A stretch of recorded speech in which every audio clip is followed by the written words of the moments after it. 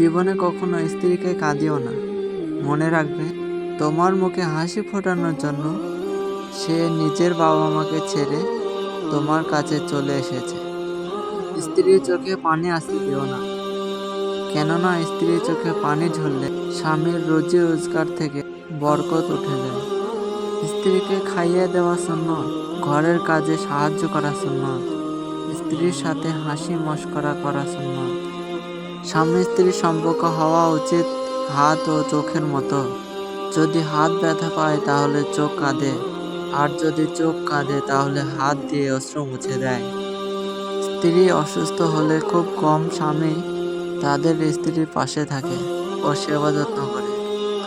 তারা ভাবে স্ত্রীর যত্ন করলে সমাজে জাত যাবে, মানুষ বউ পাগল বলবে। অথচ এটা সবাই ভুলে যায় যে স্বামী স্ত্রী একে অপরের পরিপূরক হলে স্বামীর অসুস্থতা যেমন স্ত্রী সেবা করে, তেমনি স্ত্রীর অসুস্থতায় স্বামীরও সেটাই দায়িত্ব ও কর্তব্য। সুখী সেই ব্যক্তি যিনি একজন সত্যিকারের বন্ধু খুঁজে পান এবং যে তার স্ত্রীর মধ্যে সেই সত্যিকারের বন্ধু খুঁজে পায়, সেই অনেক বেশি সুখী। স্ত্রীর সাথে হাসি মজা ঠাট্টা করা স্বামীর কর্তব্য।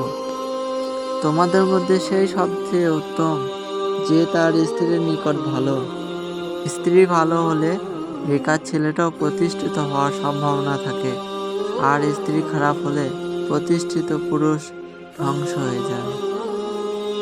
আমি প্রত্যেকটা ভিডিওয় তোমাদের থেকে একটা করে কমেন্ট চাই, করে দেও প্লিজ।